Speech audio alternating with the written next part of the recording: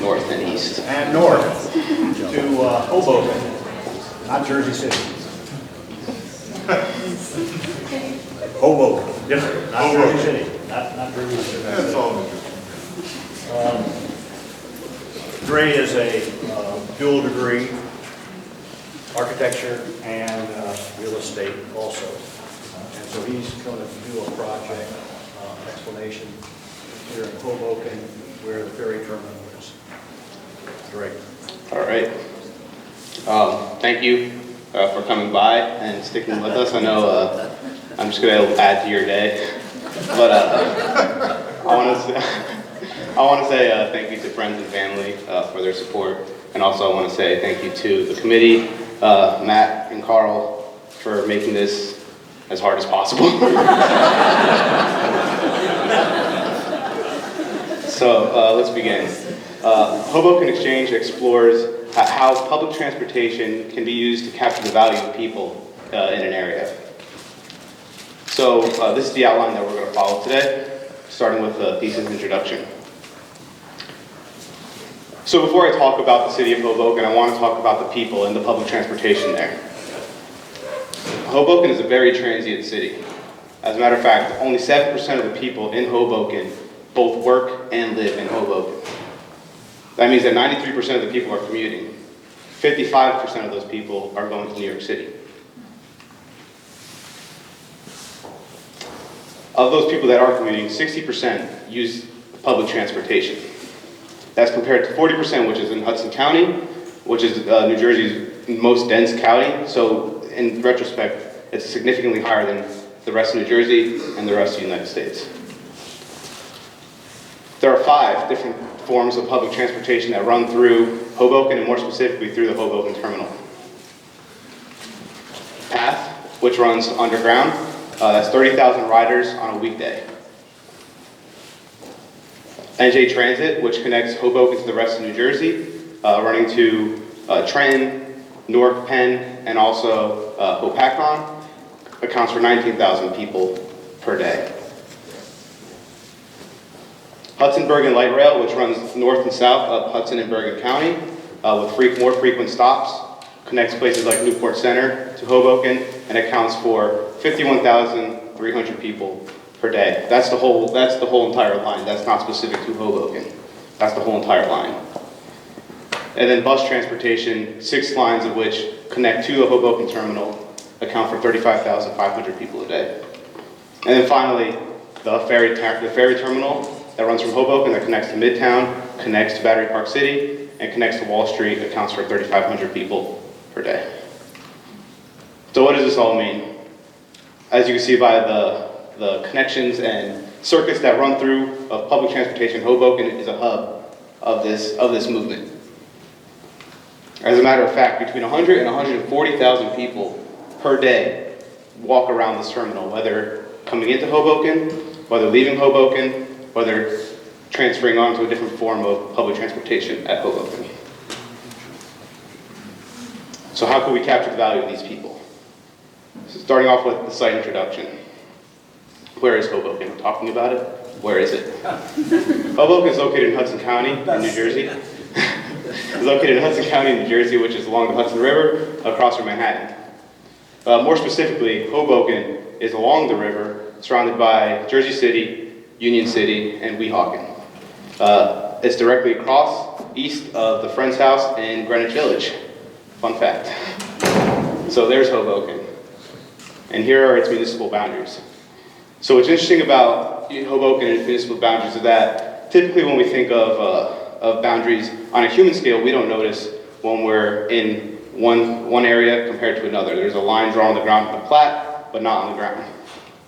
Hoboken actually has the boundaries made of physical elements. To the east, you have the Hudson River. To the south, you have the Hudson Rail Yards. To the north, you have train track and street. And then to the east, to the west, you have the South Wing Viaduct, which is a ridge. So Hoboken is contained within these physical boundaries. Moving on to some places, starting with the streets. Washington Street is Hoboken's main street. Retail on the ground floor with housing and office above. Observer Highway, which is the main vehicular entrance into Hoboken, And that bubble up to the top left signifies the 3 pinch points in which coming into the city from Jersey City. Coming from 78, the Turnpike, the Parkway, this is your 3 main pinch points coming in. So there's a lot of traffic on Observer Highway on a daily basis. Sinatra Drive, which I didn't make up that name, that is there and real. That connects the Stevens Institute of Technology, which is that odd-shaped bubble coming out of the map, to Hoboken Terminal. And along this, there's been a lot of public investment along Pier A Park, Pier C Park to the south. And then park space within the city. Right now, there's about 13.8 acres, which accounts for only 1% of the 2 square mile city. And then some places. So there's not a congregation of municipal buildings in Hoboken. They're spread out throughout the city. Focusing in on the Hoboken Terminal, this is a walkability diagram explaining Hoboken's only 2 square miles, and pretty much from anywhere in the city, the terminal is accessible via walking. And if not, there is also a hot bus, which I wasn't including in the transportation diagram, that just circulates throughout the city internally. So to the Hoboken Terminal, walking you through the actual experience of being there currently today. Walking in, there is the pass stations, which are stairways covered that lead to a mezzanine level underground, and then from there you pay, and then go down to the platform level. Moving forward, the Hoboken Bus Terminal. That's to the south side of the site. It's pretty much a shed and asphalt where the buses come, currently drop off and leave. There's one way in and one way out. The Hoboken Terminal Concourse, so this is where the trains, NJ Transit trains, are located. This is your first experience actually walking into the terminal. To the left, to the north, there is this great waiting room, which we'll get to a little bit later. And to the south, there is this train shed, which was innovative at the time to get the smog and everything out of that area. If we're continuing straight through, there's the light rail, which is open, covered by this structure here. And then there's this great space in the middle, this waiting room that is designed in this classical style that's completely different than everything around the actual train shed. It's this really remarkable space, which is used just to wait and to buy tickets. It organizes the people within the building. Moving further into the building, there's the ferry terminal, which is steel, wood, with concrete floor. This is where the ferries come in. You get onto the boat and go off to New York. And then finally, Warrington Plaza, which is this great opportunity, but it's currently being used as parking. So some site opportunities. So again, here we are, Hoboken, more zoomed into the terminal. Get you oriented into a figure ground so that the diagrams make more sense. So coming through Observer Highway, there's an incomplete street wall. One side of the street is completely defined by building, while the south side of the street is lacking, what is actually defined by the rail yard. Some street terminus. So to the east, going east-west, streets terminate at the Hudson River and to park space. There's these beautiful natural vistas looking out. Going north-south, you're terminating at Hudson Rail Yard. You're terminating at the bus terminal. You're terminating at this not so appealing office building onto the east. And so there's this inherent connection within the city of Sinatra, Washington, Observer, but there's these pinch points that lead to a disconnected space. It doesn't feel connected. Which, zooming into more of the terminal, coming southbound, you're ending with a bus terminal and also parking, essentially what Warrington Plaza is. So addressing the design.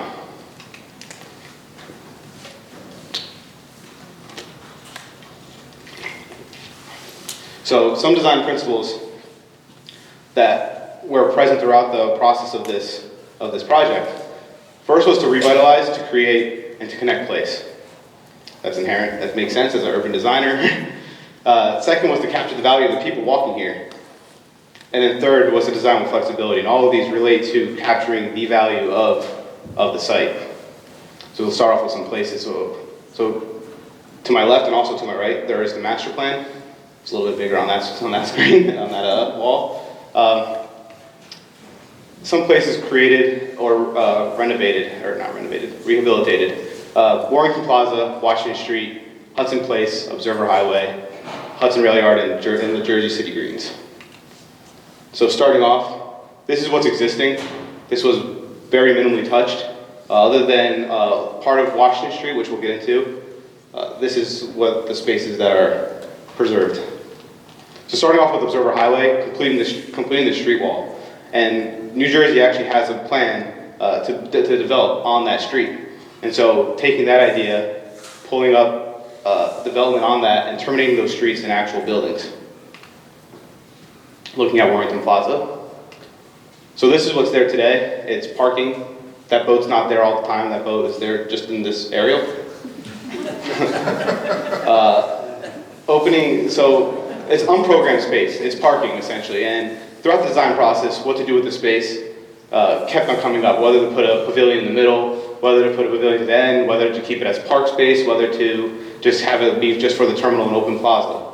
And so what ultimately was decided was to create place and create purpose for that place. So adding pavilion, much like what's at the wharf, this event space that could be used as a venue for concerts, a wedding venue for private events, or just something that the city needs in case of a crowd spill out. And then adding an actual station boat that's purposely designed for retail as a restaurant boat to add another use to that plaza so that this plaza is activated.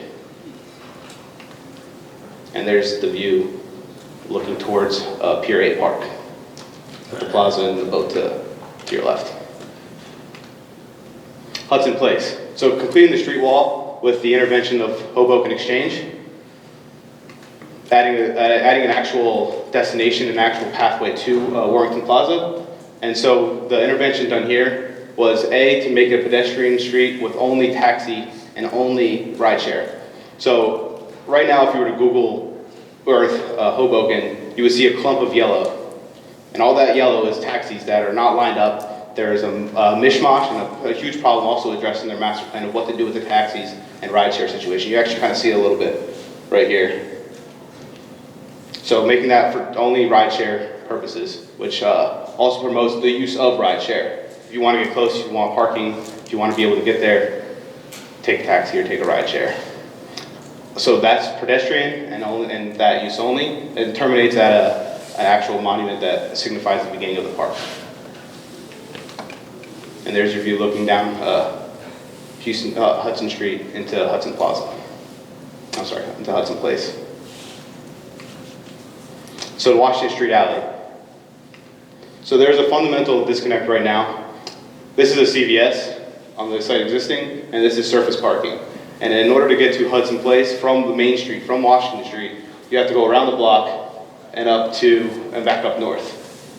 This intervention looks to create an alley, a retail alley that is populated with restaurant and use that connects Washington Street better to Hudson Place and puts you directly on access with the loggia, which we'll get into a little bit further into the presentation. So this is your view looking from Washington Street into Hudson Place. Major intervention looking at the plan from 1,000 miles away was what to do with the rail yard. There's this huge opportunity of just rail yard and nothing above it. Right from the get-go, an idea was to try to connect this to Jersey City. And there was a process of how. Do we put buildings up there? Do we put cars up there? Do we put pedestrians up there? And that was what it ended up being. Looking at the park space and the lack of it, adding a regional park to the area seemed to make sense. And also looking at how to get a car up there without disrupting too much rail yard ended up making the decision a little bit easier because how much rail yard there is and how to get a car up there didn't make a ton of sense, which limits the development up there. But creating a public amenity that's decked over, and so that you can see what's existing is just rail yard, and above it, putting enough enough height for trains to come through underneath. And there's your view with basketball, a track, and a recreational space. And then finally, the Jersey City Greens.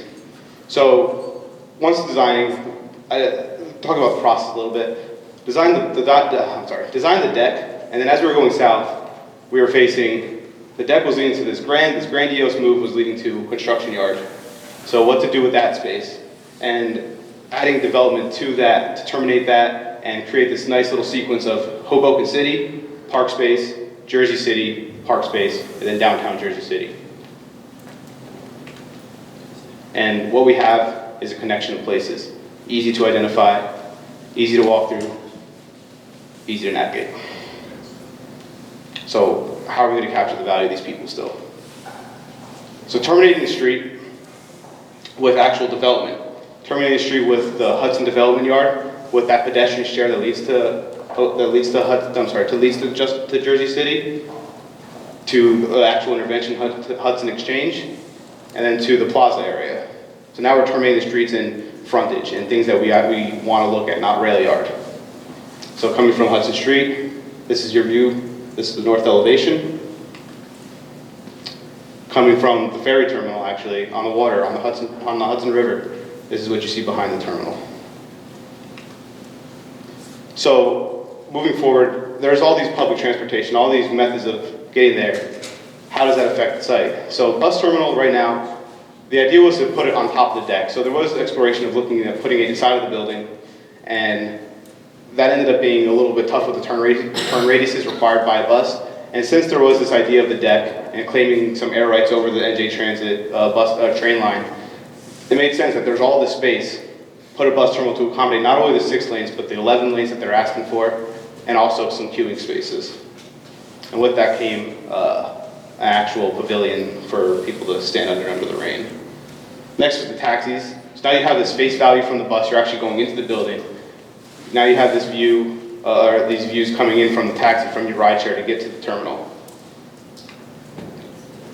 Bike movement, it's existing, but now you're terminating the street at development, and these riders are riding through this. So all this is face value, all of this is trying to capture the value of these people.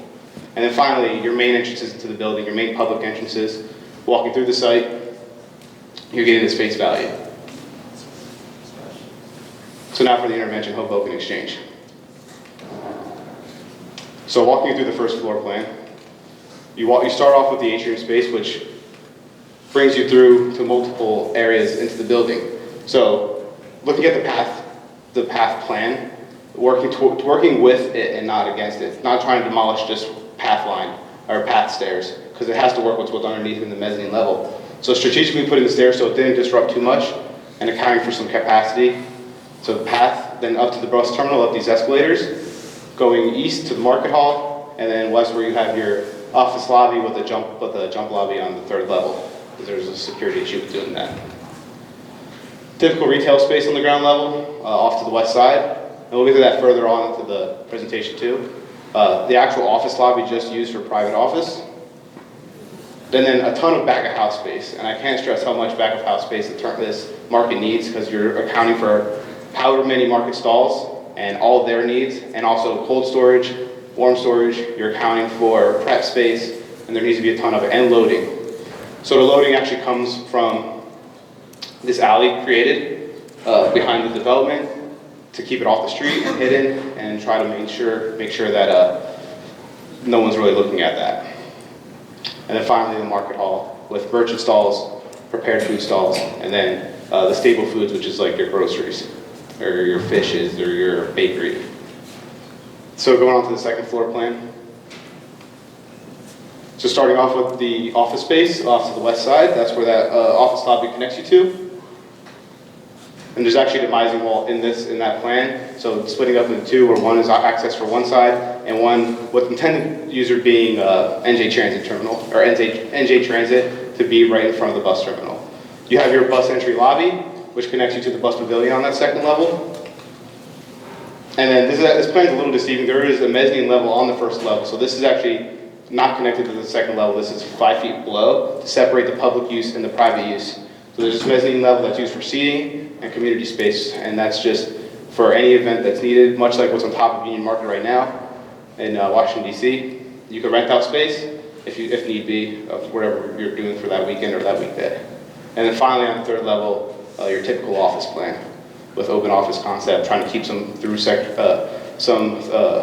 cross ventilation throughout the building. So just to get back to the mezzanine level, this section, also behind me, is shows where the market space is, where that mezzanine level is, connects to a rooftop garden, and there's this grandiose space right in the middle where all these stalls are. Moving forward, this is the atrium space connecting to the bus lobby, up to the bus terminal, up to the bus pavilion, and then finally the typical section of the retail office above and the bus deck with the rail below. So your approach from Jersey's from a NJ Transit rail line, walking through the market, getting that face value. The mezzanine eating area, this is more for moments of stasis, coming in, sitting, eating. That rooftop garden, trying to show some didactic use if the vendors want to grow farm to table, using that as a sustainable idea, having the ability to have that accessible to the public to watch this happen, and also a great outdoor space. So talking about the interior of the building, but how does that affect the value and how are we capturing these people? We're going to talk about the movement systems of the people that are using the public transportation. Starting off with path. So now you're inside of the building. Path, you get in, you get out, you're inside of the building. NJ Transit, again, you have to walk through either the gauntlet of retail or right in front of the building in order to get out or in. Hudson Bergen Light Rail, much like the NJ Transit. Ferry, which is the one that actually, if you were just to use a ferry to go in and out, you don't go inside of the building or you don't go in front of the building. However, looking at this at a wider scale, saying people might not just be coming in and out of the ferry, they might be going from the ferry to the train line. They might be going from the ferry to light rail. So there's that, if you imagine all of these with just one single line, there's this cross-pollination of movement. And then finally the bus terminal where you're walking right through the main entrance with the market hall to the east. So your approach from Sinatra Drive, looking at that building going into the ferry terminal, and then your approach coming from a bus to the bus station on that deck level. So finally, the last aspect of this was, in order to best capture the value of people, we have to design with flexibility. What works best?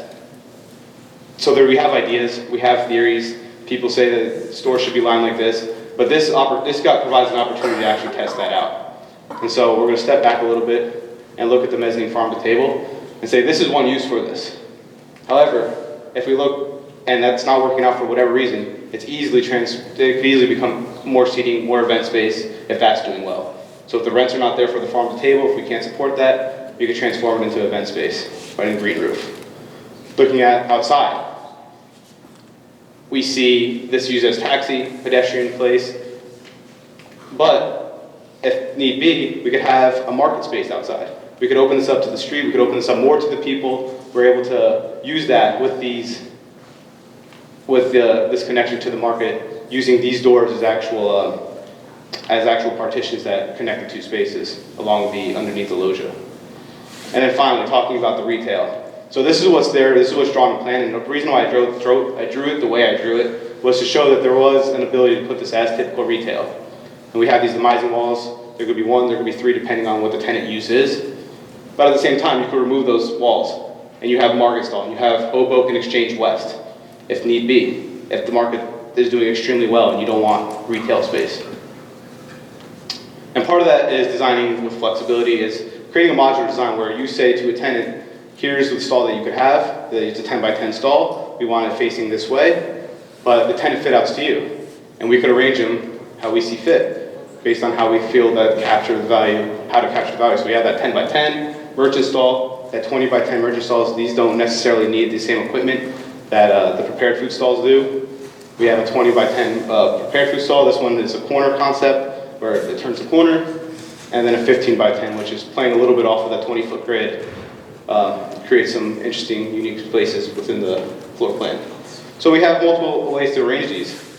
We can arrange them in a linear path where it's easier to find where to go. You can see the path actually walking through.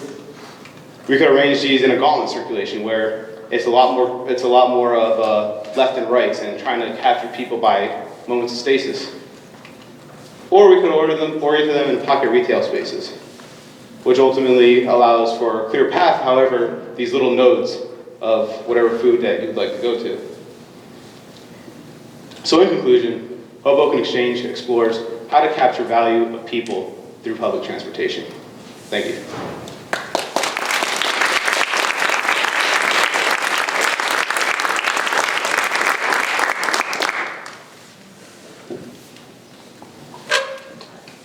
Don't be shy.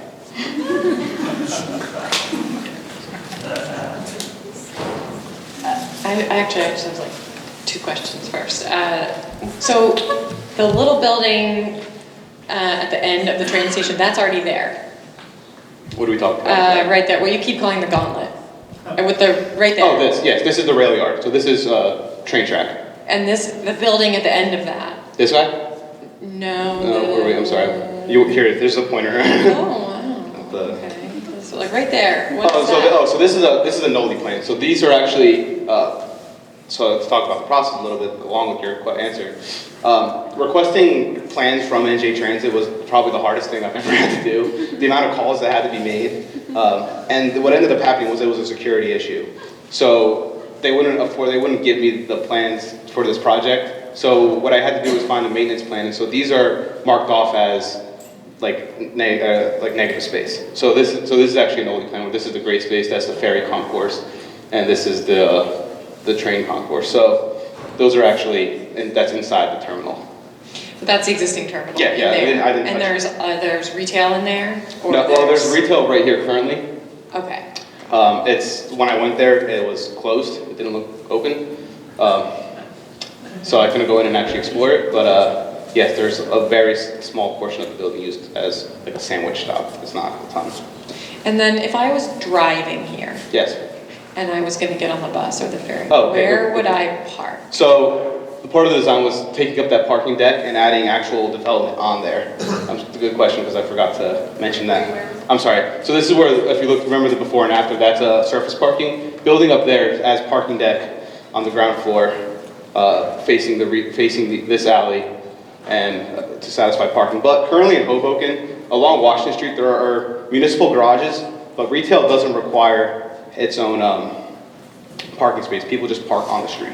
That's how this city works, which is not a bad thing because it de-incentivizes the use of cars. If you're coming into Hoboken, you know you're going to have a problem, A, getting in, and then B, finding parking. So most people are either walking here or taxiing here, or ride sharing. Right, they're using the public transportation. Or they live here.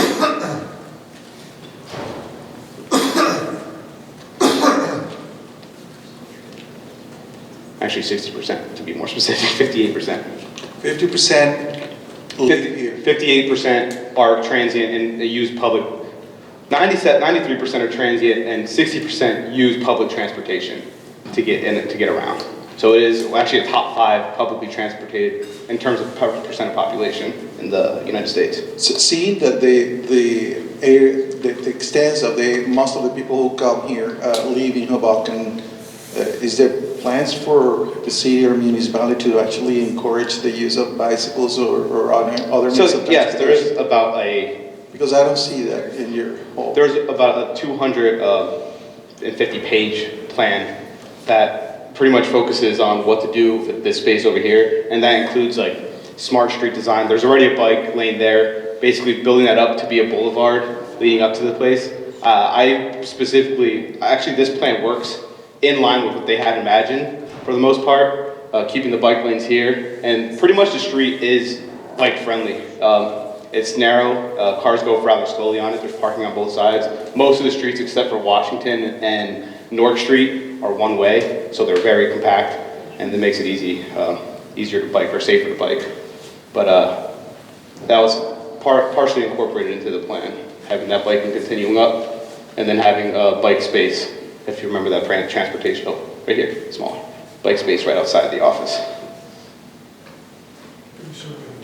So basically your building becomes an articulation between the city and all the different means of transportation that are used locally. Because you're keeping the building that is used for the ferries Yes. across to New York, and then these are just a way to, like a door to get in and out through. Yeah. Because I imagine, like one of the things that will be really convincing is actually showing what it looks like right now. You have not shown that. Oh, I have the original, if we go all the way back, I don't know if you want me to. No, that's okay. There's the original floor plans when I was going through the places of... No, like a view. Oh, like an aerial? Like Okay. I see what you're that saying. confirms that this is actually needed because it's actually Yeah. probably a disaster. Yeah. Yeah, I mean, just talking about, this is literally just parking. There's a small vacant building on the site that separates basically where the buses come in to the bus terminal, which is asphalt. So you're coming into a parking lot. That's your first experience. And this is looking to A, enhance that, and B, capture those people that are moving through this every single day. Yes, an aerial would have helped.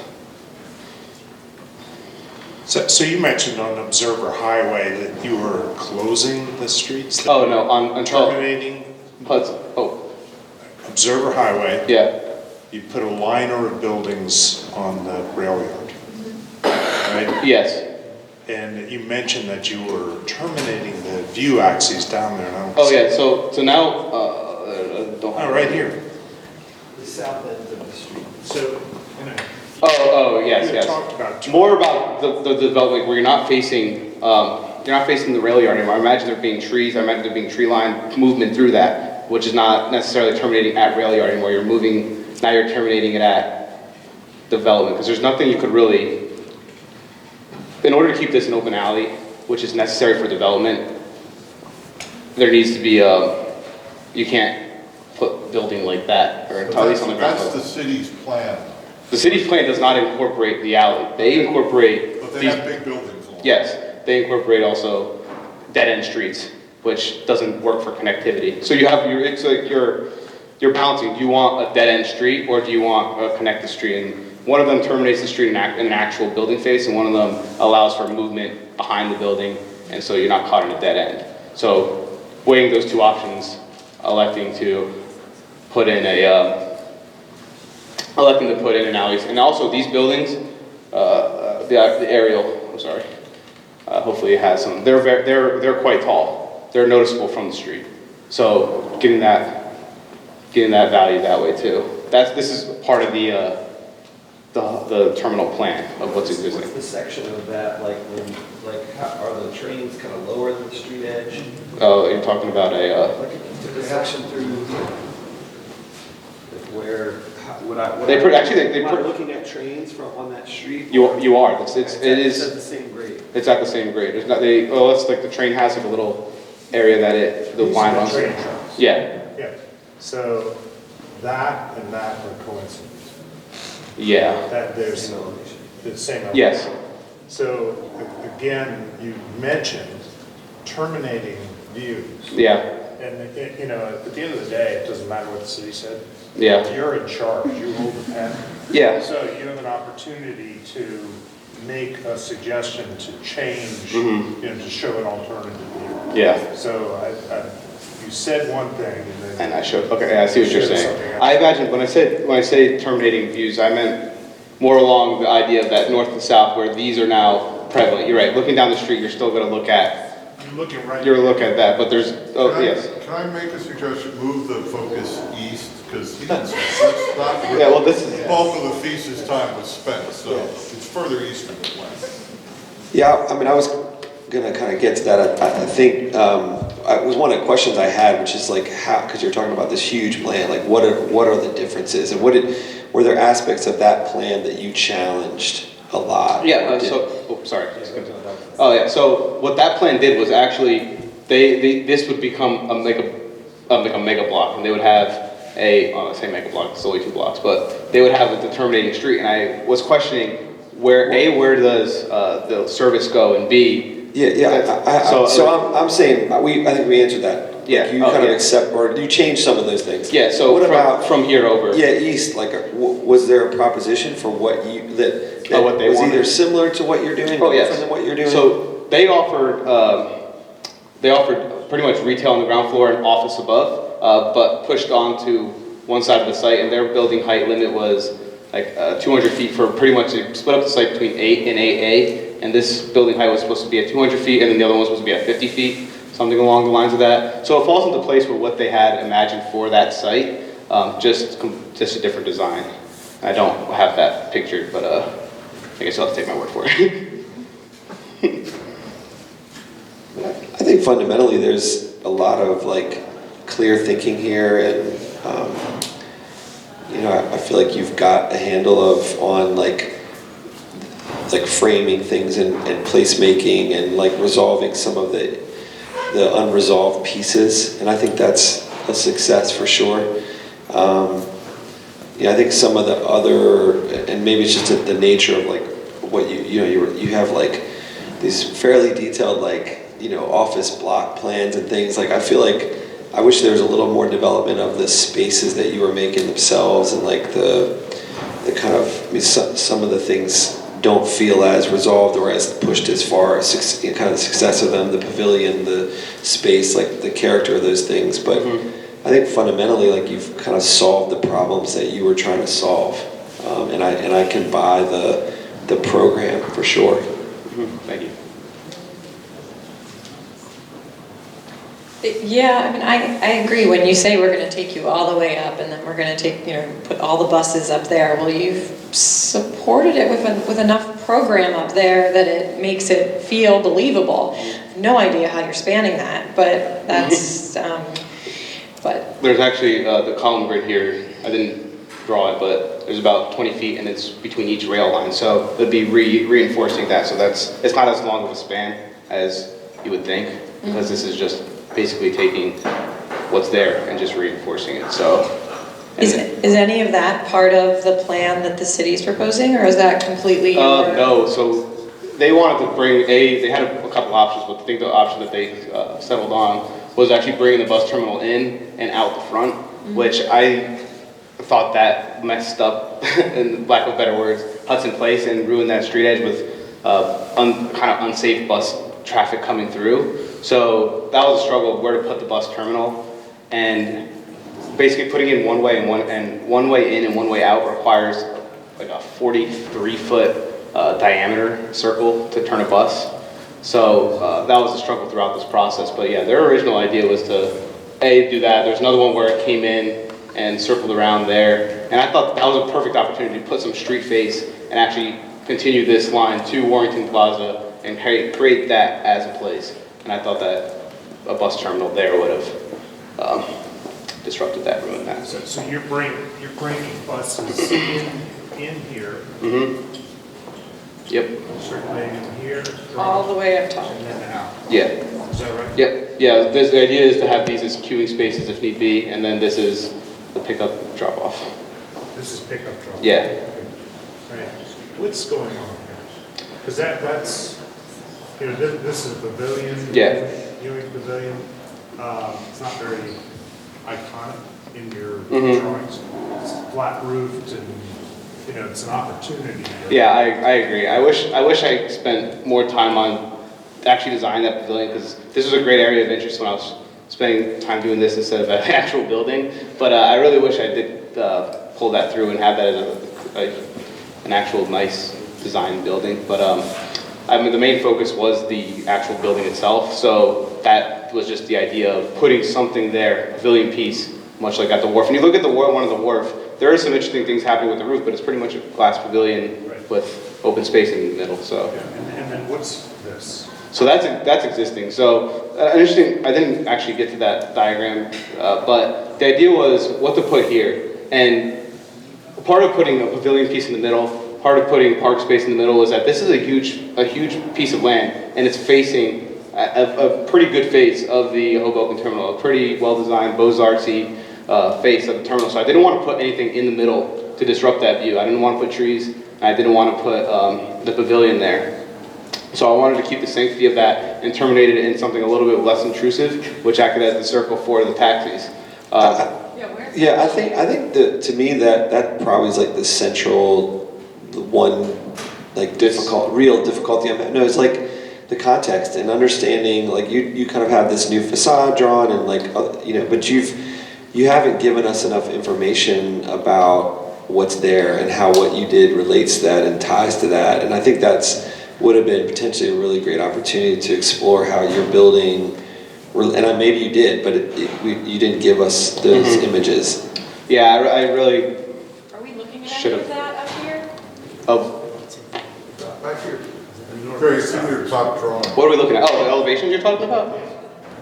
So where's the tower and It's- the arch? Where's The that? tower's here. That's, No, here. which one are you talking about? I'm sorry. This is you, right? Yes. Yeah, Right, and that's that face. yeah. So where's this? Oh, that's right here. That terminates Okay. River Street. Yeah. Right, it's, see that? Oh yeah. I could also point at this too. Sinatra is the border, yeah. Does this work on this? Oh, no. So you're saying the building at the top is a building that you wanted to try to preserve? This one? No. This is the building that I would love to have spent more time designing. All the No. way at the top, all Oh, yes. I didn't want to touch this at all. This is Beaux-Arts, like very well designed, actually recently renovated. I didn't want to touch that at all. So yeah, so if we knew what that looked like, we would have an idea of where you're pulling the rest of your context. Oh, from. okay, yes. When I see it looking like this, it's like, well, why don't we take that arcade and swing it the whole way around? Yes, I agree. In the space, but we don't know that we're looking at something that's worth preserving. Yeah, I regret not putting an aerial in of what's there, but yeah, I apologize. Because that would have cleared things up a little bit. So I think that seeing what that is and some other examples of maybe other train stations that would help to inform how you came to your facade choices. Okay. And you know, I'm gonna keep picking on this. Oh, please. Because at the end of the day, you know, I struggle with what happens here and what happens back in here. It's, Yeah. um, Yeah, it was. it doesn't feel like a safe place now. The scale of this drawing is so tiny. This one's a little bit bigger over here. You're right. I think there's the. Not a safe place and not engaged. Well, there's the entrance to the pavilion. Like, it's not closed off completely. Yeah, You have so an why entry didn't point you and entry point. extend your bar down that far? Why didn't you leave more space? You're talking about the. Yeah. Oh, because this is where the. So this is where the I should have included an aerial. This is where the nice facades of the terminal begin. It's this face, this face, this face, that face, and then not that face, that face. But the interior space is a place that you want to be. It doesn't feel like a cold concrete kind of. So your building actually finishes here? It Okay, that's not easy to understand. Yeah, I thought that you were actually doing all this. Yeah. So you're saying this is existing? It abuts there, yeah. My only intervention to the building was taking what is that small little retail space and putting it as an actual restaurant, not as like a stand as it is currently. Differentiating Yeah. existing and new clearly would have eliminated 5 minutes of conversation. You're absolutely right. I like what you did. I mean, I think it would be a great way to exit Hoboken and go to other places. I think you feel it more leaving Hoboken than if you are leaving by any of the transportation means. Like if you go by bus or if you go by... Hold that up. You're gonna do it in So this is the face. Those are those faces. I didn't want to ruin that in any way. They're beautiful. So that's this? There, if you hand that back. You owe Noonan a beer. Yeah. Yeah, what is a bead? Yes, that's it. I've been to this terminal, and I think it's also could have been helpful if you explained how the whole road along the water has been developed. You're talking about Sinatra Drive? This Yeah, road? and there's hotels there now. Oh, yes. There's a park that everybody spends a lot of time on. So yes, on one side of the street, this is all relatively recent development, but what they're doing is on the east side of that, on the east side of the street, that's all pretty much for public use. That's park space. There's this beautiful boulevard that continues through. And again, You talked a lot about how people come in, so I'm glad to see you taking on this challenge. I've also driven to this, like, how people come in through the different public transportation. I think maybe you could speak a little bit about how it connects to some of the pedestrian efforts and the revitalization that's occurring, I guess in the north from here, as people walk down from, this whole boulevard, which is now along the water, is really filled with people walking and they see that. That's existing. Yeah. It'd be nice to know what that looks like. So, Not good. not good. Yeah, no, I agree. this then I think explains why actually this revitalization might actually occur. Yeah, I agree. Because you get this also beautiful view of Manhattan. Yeah, it was tough to get a good angle to get the actual skyline of Manhattan because right across from Greenwich Village, which is low, well, I say lower scale compared to the rest of Manhattan, but like your downtown, your Soho is all the way down there, so it was tough to get a right angle. But yes. But the point is, along that path, what you see a little piece of, the green path, it's becoming really active. And it kind of ends right now in this kind of strange Yeah. back of house entrance to the. Yeah, this portion was tough because this is existing and it's it's relatively recent. So that terminating street is to this office. So I tried to open up the plaza a little bit more with this boat and with this pavilion piece and trying to really it's a tough juxtaposition, but trying to create that more so than just straight on. But The park with the diagonal, this is existing. that's existing. It's actually beautiful and huge, and you have all your views to Manhattan right there. It's interesting now that we've seen the other building, you kind of can't get that sort of very pure form of the triangular cover. piece. It's like, I mean, I could see that language come into your market, and so now we have sort of a competing geometry that calls out train station. I get it. It's like, but if you have something that's so that you want to preserve so much, and it's probably a very iconic thing for this occasion, you know, to repeat that type of structure. Your building really Like, joins it. it So feels should, like it could just it should totally thread through it thread somehow. through it somehow. Yeah, it's a good point. I was going to say that exactly. I mean, I think that you work out very well the transition market as a space, like the space as the market space as a transition towards it.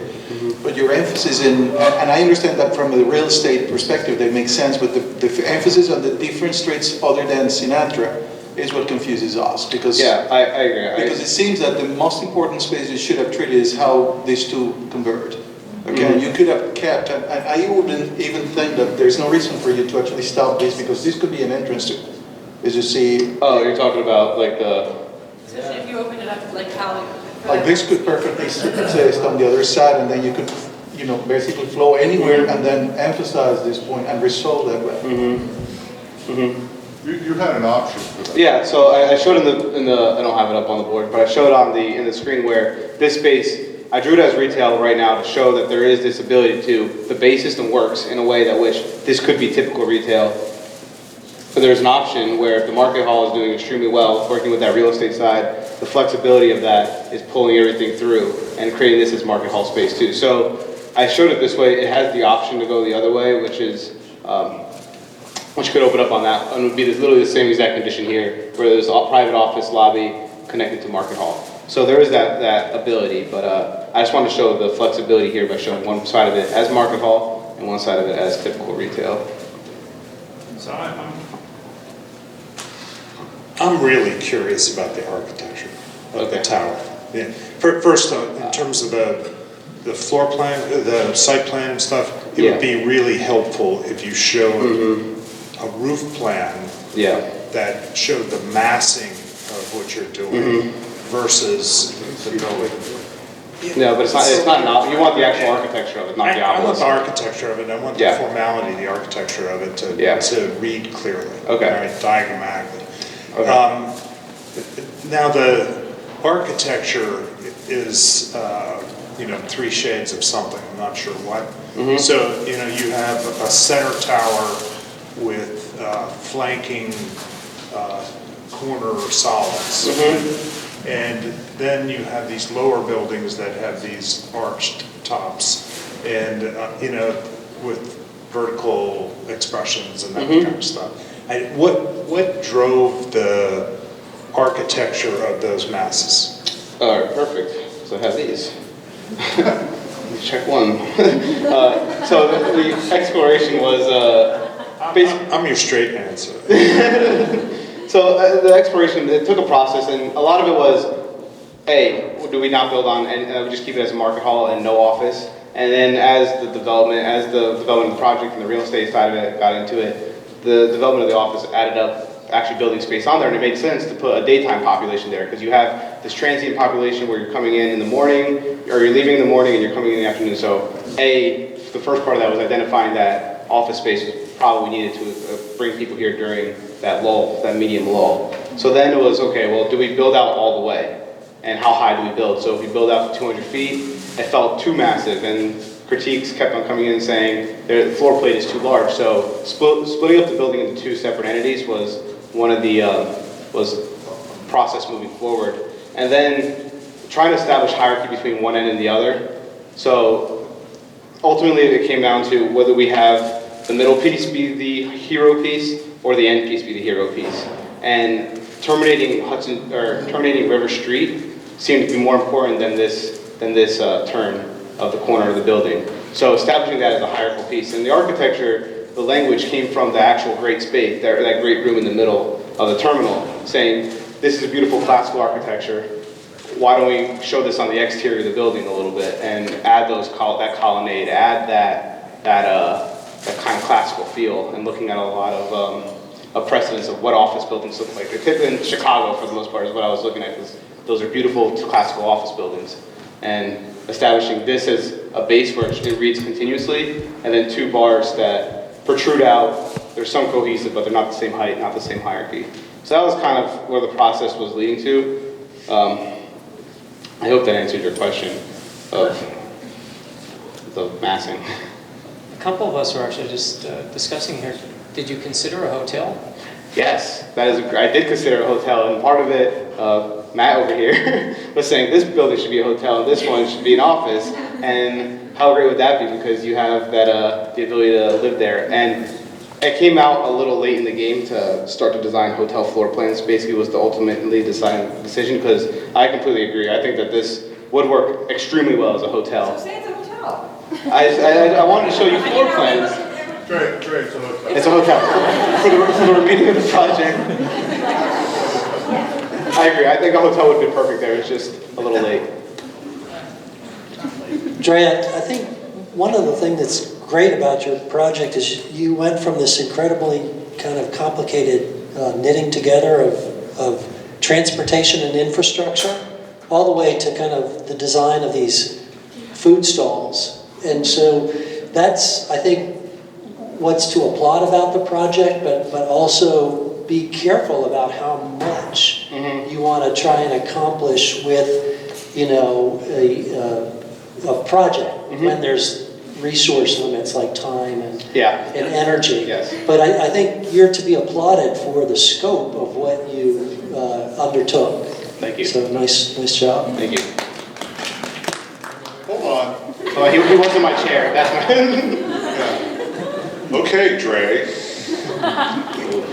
I get to say a few words here. Amazingly enough, this project started in Jersey City, and it kind of migrated. The original thought was to give Jersey City a heart, and anyone who's ever been over to that waterfront mess in Jersey City knows that Dre made the right choice by moving across over to Hoboken. Because even though this site has an immense amount of challenges, it has enough really interesting stuff to pressure it in a way that helps give form to the design decisions. And so when Dre came to me, I know he was all worried. He was like, I'm worried, Matt's gonna say if I change my site, he and Carl are gonna jump up and down and scream and stuff. We said, sure, great, do it, because I thought it was a mature decision on Dre's part to sort of recognize that what he really wanted to do was deal with some existing things, make them better, understand pressuring, bring the real estate knowledge that he's gained through the real estate program, which I think has given some really great contour to this project, to bear in a place where there already was significant value that could be enhanced. And I think that that's really, it was a sign of a maturing designer to sort of recognize that what you started out at was really not the thing that was really going to float your boat. It's not probably going to happen for this project. Do all the things he wanted to do. The criticism of the jury, I think, is really spot on in terms of just the communication of this. But that's also part of the fact that this is a kind of incredibly ambitious thing, and the whole business David pointed out about where you attach on new things to old things and stuff. If you were doing the preservation degree as well, you probably would have started there. You probably would have talked about how this the historic architecture relates to new interventions and things like that. And so the comprehensiveness, and people should look at the diagrams and Dre's sort of process along the way. The towers, assumed lots of different shapes. They were sort of twins for a while, and then they were this, and then they were Papa Bear and Mama Bear, and there was a lot of discussion about that. But the actual placemaking I find really compelling in many respects, and I think that is to Dre's credit. Also to Dre's credit is he's a little bit like the design equivalent of a Timex watch. He takes a Lincoln and keeps on ticking. You know, he's incredibly responsive. He goes at things with a really wonderful, ironic sense of humor of his own successes and failures along the way, which makes him a real pleasure to teach because he's responsive, he's self-critical, and when Belle and Dupuy are jumping up and down and screaming, he's just kind of saying to himself, look at them, they're jumping up and down and screaming. That's kind of funny, you know? But it all comes back with a sort of even more ambitious agenda for the next time around. And I think this project, I think, is a really nice way to end your career here at Maryland. It sums up, I think, a lot of the things that you've been passionate about urban design and real estate and development and placemaking. And it's been a real pleasure to be on your committee. Thanks very much, Dre. Thank you. Thank you.